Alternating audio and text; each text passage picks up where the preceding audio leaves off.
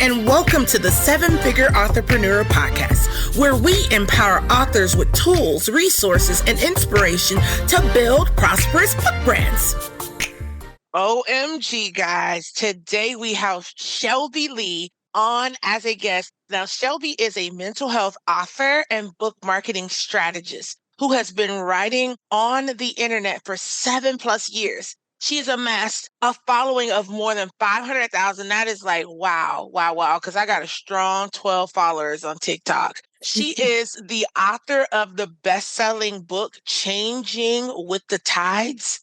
Her social media mastery courses and coaching is used by more than 2,000 authors, empowering writers to show up on social media and sell more copies of their book. We don't even want to listen. We just want to connect after that intro. Shelby, how are you? I'm doing well. Thank you. Thanks so much for having me. I'm really excited to chat. Yes, thank you so much for showing up on the Seven Figure Podcast and sharing all your awesomeness with our listeners. Let me dive right in because today we're talking about something super duper cool, guys. Wait for it.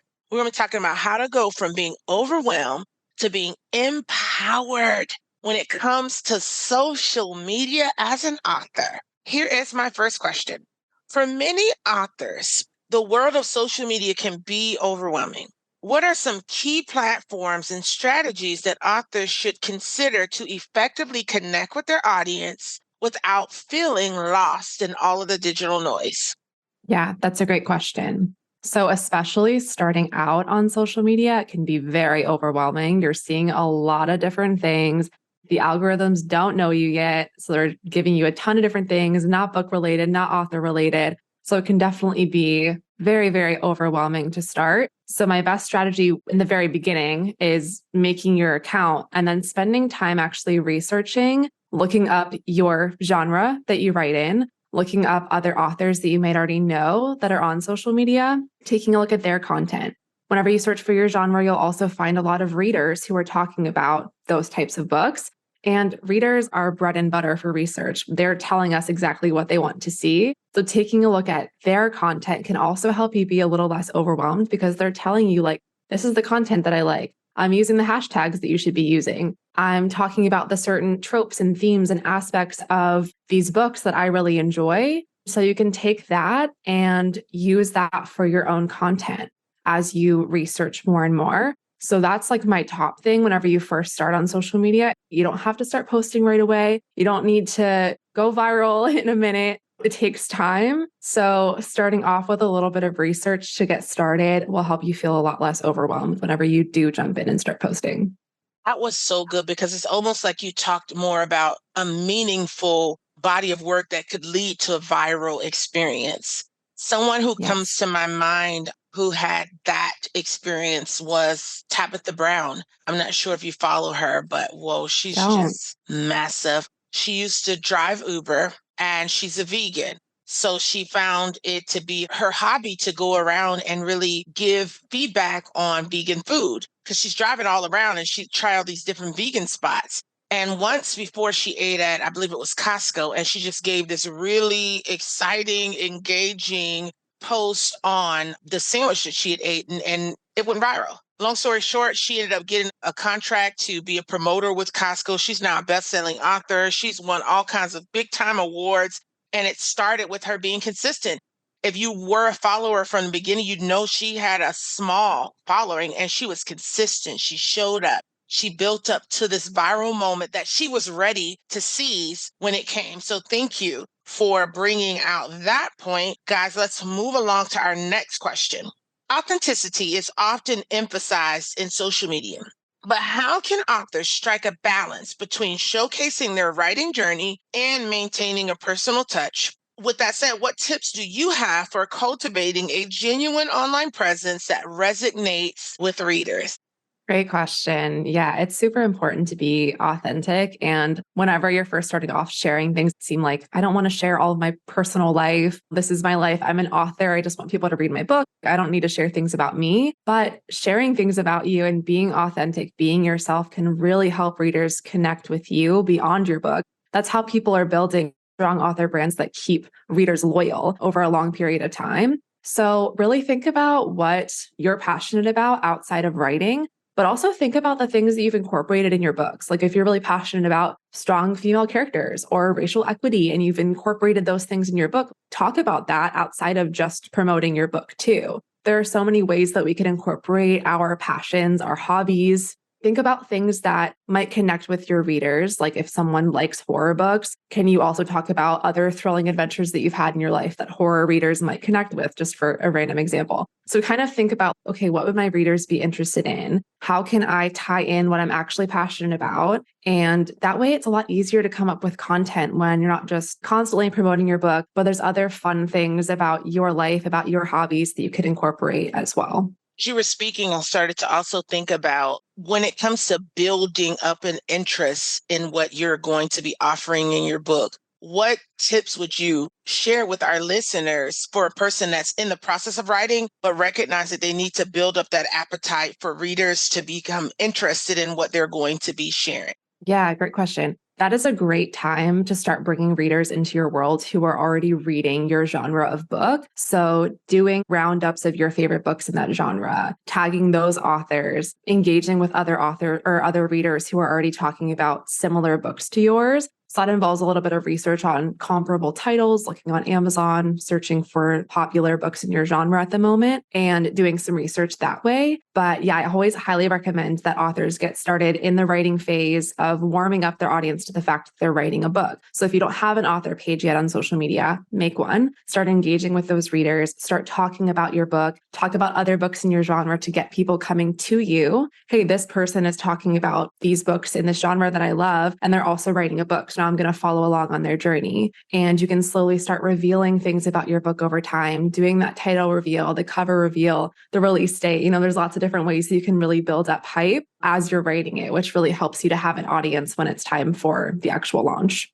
I'm so encouraged by what you just shared because I'm in the process of writing my first nonfiction slash fiction children's book. And I've Amazing. been trying some things that I've never tried before as an author. So, you know how celebrities, a lot of them choose not to show their kid from the beginning, the first year or two, and they'll just show like their fingers or back of the head and all these other kind of things in your brain. You're like, why would you show them? So I Mhm. decided with my main character, I was going to pull a celebrity move. I think I did the hand reveal. And I couldn't believe how much engagement I got from just me showing the hand. And of course, in the content part of it, I shared the humor behind it, but people started getting excited when I finalized her main outfit and I finalized her accessories. I started sharing those small pieces. Mind you, I've never told them the name of my character yet, but they are already engaged in asking about her and wondering when the book is going to be done. Would you say that that is a good tactic? I mean, obviously, I have characters that may not be a part of someone else's book, but that approach, does that typically work with warming up an audience? Definitely. That's an amazing example also of just taking something that you've seen in the real world and applying it to marketing too. So I love that idea. And yeah, any way that you can get people hyped up and they feel like they're kind of exclusively part of something because they're seeing this reveal piece by piece is a perfect strategy. So yeah, I'm excited to see how that goes for you. Cool beans, guys. Okie doke. Let's move to our next question. Authors often juggle writing, editing, and promotion. How can they manage their time effectively to maintain a consistent and engaging social media presence? Yeah, such a good question. I won't lie, whenever you're first starting out, some of the things that I've recommended so far are going to be a little bit more time consuming in the very beginning, especially if you are learning a new platform. If you're jumping into TikTok for the first time, it's going to be like, what the heck's going on? I don't know where anything is, all of that. So it takes time, especially in the beginning, doing some research, figuring out what content works for you. So expect to spend a little bit more time in the beginning than you would now. I spend like 15 minutes a day on my marketing for social media, which I think people are surprised. I'm not spending hours a day. And again, I've had the experience of figuring out what works for my audience. So once you learn that, I recommend either figuring out your strategy. So some people like to jump on each day and engage with others, post every other day, every day, once a week, whatever works with your bandwidth. And then there's people who like to bulk create and they only maybe go on social media once a week to engage with people. And otherwise, they're scheduling posts out over the week. So not spending a ton of time. So figuring out what works for you in that regard is really, really helpful. But I'm someone who likes to get on there each day. I love social media, so I might have a different perspective, but I'm only spending a few minutes a day replying to my comments, engaging with some new accounts, and making my post for the day. So that's something that to be aware of, that you don't have to spend hours and hours scrolling. I think that if you're someone who tends to get pulled into social media and would be scrolling for hours, that you do find ways to eliminate that versus set a schedule on your calendar, like block in 20 minutes of time for social media per day. A lot of phones, you can like set timers on your phone for like, hey, you've been on here for an hour, time to hop off and get back to writing, sort of thing. So there are definitely ways to mitigate that. But just all in all with marketing itself, you don't have to be spending hours a day on social media. So I know that can scare a lot of people into thinking like, I just want to write, and you absolutely can and still make sales through social media. Goodness. Now I have a follow-up question because as you were speaking, I was thinking like, so say I only have 2 hours a day, but I find that the people that would be most likely driven to my content are super active on social media. How do I select a time that's working for me, but also delivering value in a way that it will make sense to the people who I expect to engage with it? Yeah, that's a good question. So once you are starting to build an audience, you can determine from a lot of analytics, like certain platforms will tell you what time your followers are most active and when they're online. So I like to try to base my posts around that when I know people are online and engaging with them and things like that. But if you're getting back to people within a day or two, no one's going to think that you're not being engaging or taking too long to get back to people. So I think it's important to, yes, want to engage with your audience, but also have boundaries around your own time and know that you don't have to be online 24/7 to make connections with people. Try to go live once a week or once a month and really connect with your audience that way. And people will still feel close with you, even if they haven't heard from you in a few days, if you aren't posting every single day, which you certainly don't have to. Yeah, I have found that I had to really renew my mind to understanding that boundaries are a part of my consistency. They make up what I'm committing to deliver because they help me to stay focused and really committed in a specific way on social media because I'm a talker. In person and writing, I just talk a lot. Boundaries was a great point you were able to make for our listeners. Thank you so much for sharing that. Now, on to our next question. Crafting engaging content. Can I get an amen? That can be hard. So, from your expert opinion, what types of posts, updates, or content formats tend to work best for authors? Yeah, great question. It kind of differs by platform because Instagram is going to be picture and reels based, TikTok's going to be primarily video based. Facebook, you can get away with longer text posts. So the actual content type will vary a little bit. But what doesn't vary is that engaging content is key to any platform, and focusing the value on the reader is also key. So anytime that you're posting, really thinking about, okay, this is about me, but how can I kind of make it for the reader? What's really in it for them? And that can be in talking about the entertaining parts of your book, really pulling in the emotional aspects of the book.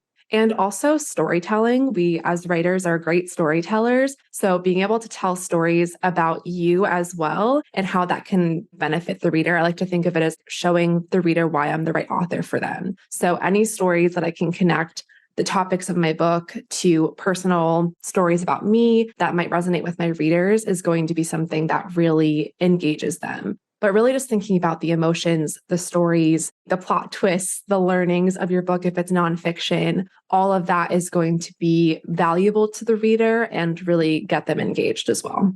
It was so good. So, so good. When I got a lot of what you just said, I got a lot more clear and focused on the information that I was posting on social media and understanding that it is different strokes for different platforms. At Mhm. first, I had the develop it once and post it everywhere mindset. And I found that it was not as engaging for my audiences on different forms. For instance, for me with Instagram, if it's not a reel, I'm getting very low engagement with my followers. Whereas with Facebook, I seem to have a lot more freedom. People just like hearing from me, whether it's a Yeah. reel, a picture, a word post. And LinkedIn, I found that they want much more informative things that they can further their own understanding by clicking a link. So that goes back to the point that you made on research, knowing that audience, knowing how to engage with them properly, and that'll really enhance our ability to create that engaging content. Thank you so much.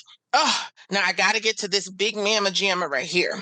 We want to talk about ultimately some tips of overcoming social media anxiety. It is a thing, guys. I had it legit. Some authors might be hesitant to embrace social media due to anxiety or privacy concerns. What advice do you have for authors who are struggling with these feelings?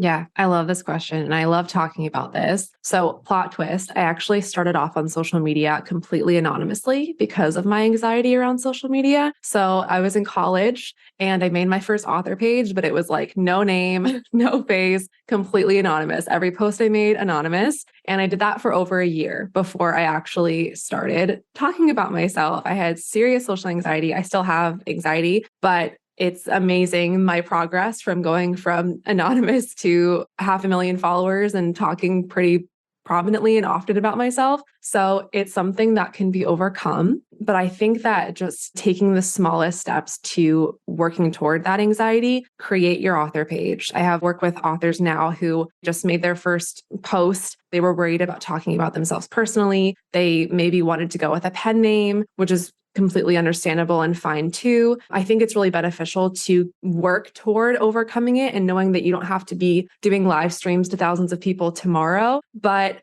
that over time with little steps, it will become easier. Really thinking about the fact that it's not always about us, it's about our readers and the value that we can provide to them, the entertainment that we're providing to them. So trying to think less of it as like, oh, I'm posting about me and this feels self-promotional and it feels like I'm giving away all this personal information to actually, I'm just trying to connect with my readers. I'm trying to get my book out there that I worked so hard on that deserves to have readers. And this is one way that I can do that. So that is something that's kind of helped me as like mindset shift to feeling like this is just all about me to no, this is about getting my book out there. This is about my readers and providing some sort of value to them as well. I was so rich. You had captivated me. I almost forgot that I'm the interviewee and I should be giving you follow-up questions. Now, I really wanted to spend a little bit more time on this whole concept of social anxiety. And thank you so much for your transparency because I didn't realize it affected me the most was like doing lives. The whole idea of seeing zero or seeing one go to zero or three go to zero or it never going beyond zero just was too much for me to consume. So I ran away from that concept for a lot of years. I would do more of the prepackaged videos, which can perform well. But again, going back to your point of knowing your audience, what would you say to that person that has tried and they seem like, man, I'm not finding the strength to overcome it, but I realize that I need to do it because I'm an author, I have a message, I have a product. What type of encouragement would you provide to them? Yeah. I think if your concern is about being able to engage an audience live and have things to talk about, the prep work is really helpful. Instagram has like a practice live stream room where before you actually go live, you can switch to practice mode and hit live, and it won't actually be live. It'll just be like practicing in a room by yourself. So it'll show you what it feels like to be in a live stream. It'll show you what like the screen will look like, where people will come in, all of that. So I definitely recommend doing that before you do your first one if you are nervous about it. I always like to get questions ahead of time from my audience. So if you don't have an audience yet, that's okay. Come up with questions. Just make up questions that you would want to answer and have a list of questions sitting there on a post-it note by you so that you have content to talk about or like an outline of bullet points of things you'd want to talk about. And if your fear is around the numbers and not really pulling people in, your numbers are going to grow over time. But until you actually do one, you won't know who's going to show up. And if the number's 0, then you've got a practice run and no one else knows. And if the number's 2 and then they leave, no one else knows besides those 2 people. And that's okay. And then you can try again as your audience continues to grow. But it's such a great way to engage with your audience. And people honestly like a little intimate space to connect with an author that they love. So if it's 5 people and that's it, that's okay. They'll probably be really excited to be in this intimate kind of almost one-to-one chat with you and commenting and seeing what you have to say. What are your thoughts about authors starting groups? In terms of like a Facebook group? Mm-hmm. Yeah, I think it can be really beneficial. Depends on the genre. I've seen a lot of like nonfiction where they have value to share and can post like informative or educational content that can be really, really beneficial. But I've also seen romance authors, I can think of some right now that have had successful Facebook groups. It's an extra place to post and come up with engaging questions and things like that. So if it's something that you can keep up with, a lot of authors will put that in like the back matter of their book to, hey, I have this Facebook group, come join it. You'll get some freebies and special offers and things like that. So it's a fun thing to do. I personally haven't done it as an author, but I've seen it done and it can be really fun. I asked because those are really great points you brought up, but ever since I've started my group, I have built my confidence up significantly with going live because I have a more dedicated group of people that I'm sure are interested in things that I'm sharing. When I go live, I'm able to prep them by setting it up as an event in the group. I'm able to poll them and find out what subjects they want me to speak on. And I'm also able to do a lot more private work as far as figuring out the timing that works best for my audience. So that's why I asked about the groups, because that's really built up my confidence. And I do what I call now motivational Mondays for authors, but it's just for those that are part of my group. Is to build me up to eventually to come outside of my group one day and do it on the main platform. So, guys, if you're still overwhelmed with the idea of a live or a video, maybe consider a small group, even if it's a group of people are like 100% interested in it. And if you got 10 people in your group and 4 people show up, it doesn't feel as bad as when you have 5,000 followers and no people show up. It's just mental. So, just as an Absolutely. encouragement. Goodness gracious, I know we spoke so much about building community, and I want to round our interview out with this question here. How can authors actively engage with their audience and foster that true sense of community?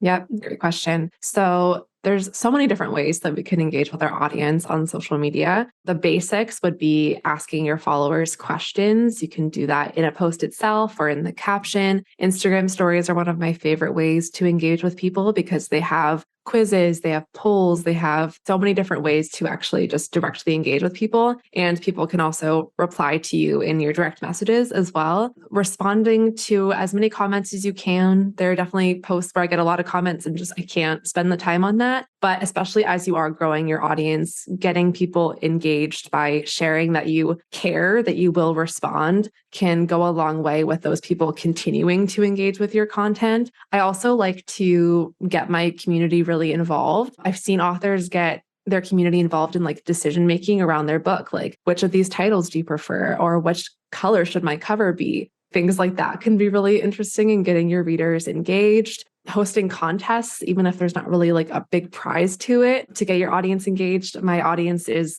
self-love focused and mental health focused. So I've done things like sharing a photo of yourself that you love, or sharing like what you love about yourself the most and posting with a certain hashtag or tagging me. And that can also widen my audience as well, because now people are sharing my contest and all of that. So there's so many ways to get readers engaged, but I think the biggest thing is just thinking about it as a community. They're not just followers, they're people that want to follow along on your journey. So any way that you can shout people out. I love to feature readers on my Instagram stories or in my newsletter and make them feel appreciated for reading my books, sharing reviews. If someone comments and saying, like, I just went and bought this book, I'll screenshot it and tag them in my stories and say, thank you so much for reading this book. Really appreciate it. Hope you love it. So there's just so many little things that you can do to get people really engaged and wanting to come back for more. I hope you are jotting down all of these amazing tips, because engagement is what oftentimes overwhelms people the most, because you have the thoughts, the ideas, the things and intentions that you desire to post, but the fear comes on who's going to connect with it, who's going to like, who's going to comment. Goodness gracious, we have just been empowered so greatly by Shelby in so many ways. Now, as we prepare to say goodbye to Miss Shelby, I would love for you to share some ways that our authors can continue to grow on this subject with you.